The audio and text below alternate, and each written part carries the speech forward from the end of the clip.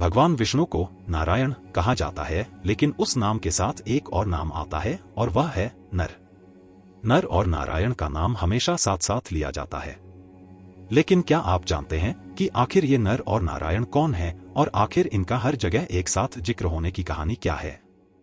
चलिए जानते हैं। भगवान विष्णु ने कई अवतार लिए हैं, कई लीलाएं की हैं। कई बार वो इस धरती पर अलग अलग रूपों में आए हैं ताकि धर्म की रक्षा कर सकें।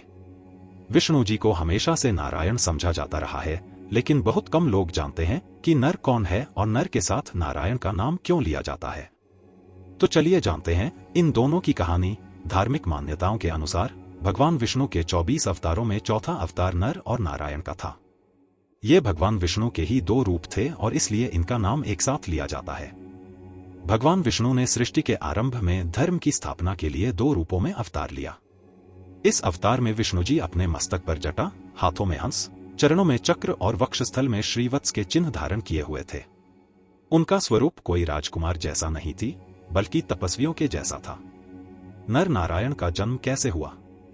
सत्ययुग में स्वयंभू भगवान वासुदेव के 4 अवतार हुए थे, जिनके नाम इस प्रकार हैं: नर, नारायण, हरि और कृष्ण। महाकाव्यों के अनुसार ब्रह्मा जी के हृदय से एक पुत्र उत्पन्न हुए जिनका नाम धर्म था। पौराणिक कथाओं के अनुसार ब्रह्मा के पुत्र धर्म की पत्नी रुचि से नर और नारायण का जन्म हुआ था। वे बचपन से ही तपस्वी स्वभाव के थे और उनका मुख्य उद्देश्य धरती पर धर्म का प्रचार प्रसार करना था। नर और नारायण ने बद्रिकाश्रम में गंधमादन पर्वत पर कई वर्षों तक कठोर तपस्या की। तपस्या का पथ। जन्म के साथ ही नर और नारायण का साधना, भक्ति और धर्म में ध्यान बढ़ता गया। बाद में वह अपनी माता से आज्ञा लेकर उत्तराखंड में पवित्र स्थली बद्रीवन और केदारवन में तपस्या के लिए चले गए। आज वर्तमान समय में उसी बद्रीवन को बद्रिकाश्रम और बद्रीनाथ धाम के नाम से जाना जाता है। भगवान श्रीहरि विष्णु ने धर्म की महिमा को बढ़ाने के लिए धरती पर तमाम लीलाएं की हैं। इन्हीं में से एक लीला नर और नारायण के रूप में की।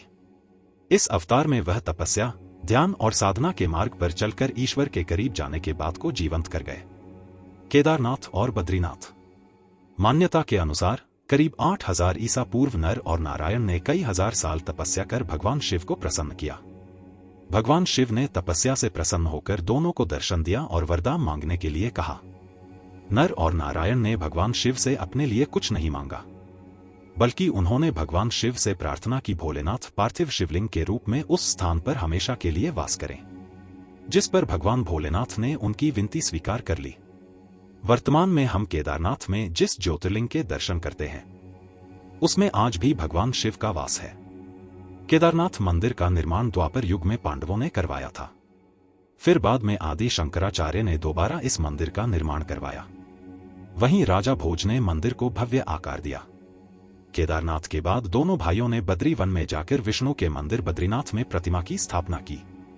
उत्तराखंड के 4 धाम की यात्रा में बद्रीनाथ धाम अलकनंदा नदी के किनारे पर स्थित है। कहते हैं कि आज भी इस जगह 2 पर्वत नर और नारायण नाम के हैं और वे आज भी परमात्मा की तपस्या में लीन हैं। कथा यह भी बतलाती है कि स्वर्ग की सबसे सुंदर अप्सरा उर्वशी को भगवान नरनारायण ने ही अपनी जांघ से जन्म दिया था। वहीं द्वापर युग में श्रीहरि विष्णु ने श्री कृष्ण के रूप में तो वहीं नर के रूप में अर्जुन ने जन्म लिया था। भगवान श्री कृष्ण को पांडवों में सबसे प्रिय अर्जुन थे। द्वापर युग में नर के रूप में अर्जुन और भगवान श्री कृष्ण नारायण के अवतार थे। इसी कारण कृष्ण के परम सखा, शिष्य, भाई आदि अर्जुन ही थे। नरनारायण की तपस्या से स्वर्ग लोक में भी भय व्याप्त हो गया था, क्योंकि उनकी तपस्या का तेज बहुत अधिक था। इंद्रदेव ने उनकी तपस्या भंग करने के लिए अप्सराओं को भेजा, लेकिन नरनारायण ने उन्हें भी अपनी साधना में लीन कर लिया। नरनारायण की कथा हमें सिखाती है कि दृढ़ संकल्प और साधना से मनुष्य महानता प्राप्त कर सकता है। यह कथा हमें यह भी बताती है कि धर्म और तपस्या का मार्ग अपनाकर हम अपने जीवन को सार्थक बना सकते हैं। धर्म और तपस्या। नरनारायण धर्म और तपस्या के प्रतीक हैं, जो हमें जीवन में सही मार्ग पर चलने के लिए प्रेरित करते हैं। नरनारायण के रूप। नर और नारायण को संयुक्त रूप से या अलग अलग चित्रों में दर्शाया जाता है।